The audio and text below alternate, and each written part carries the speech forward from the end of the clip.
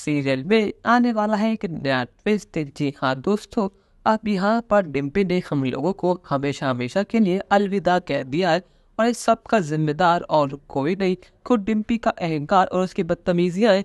पर लेकिन यहाँ पर आद्या इन सब चीज़ों का जिम्मेदार अपने आप को ठहरा रही है और इन चीज़ों को साबित करने के लिए डॉली ने पुलिस बुला ली है। पर लेकिन अब यहाँ पर टीटू का हाल बुरा हो चुका है। इस टीटू ने अपना सब कुछ छोड़ छाड़ कर डिम्पी को चुना था। समाज के ताने सहे थे, डिम्पी का इतने साल इंतजार करा और लेकिन फाइनली जब शादी हुई तो सब चीजें बर्बाद हो गई।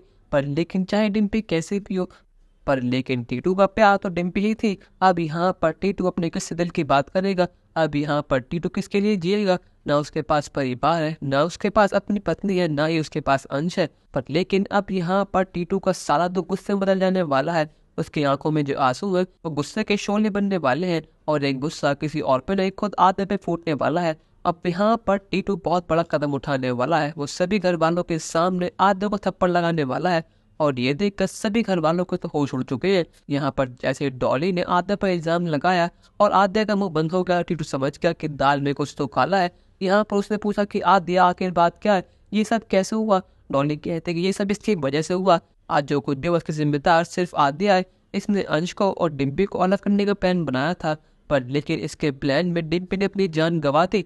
ये सारे बात सुनने के बाद तो टीटू गुस्सा साथ पे आसमान पर है और टीटू ने गुस्से में आके आद्या पर हाथ उठा दिया है। अब यहाँ पर अनूप टीटू को रोकती है, पर लेकिन यहाँ पर टीटू बहुत गुस्से में है और उसका सपोर्ट खुद तोशु पाकी को डॉली कर रहे हैं।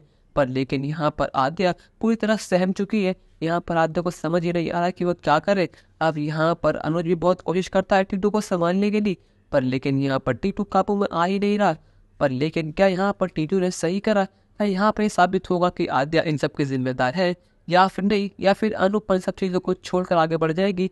अपनी राय हमें कमेंट सेक्शन में जरूर बताइएगा और चैनल को अब तक नहीं किया सब्सक्राइब तो कर लीजिए। धन्यवाद।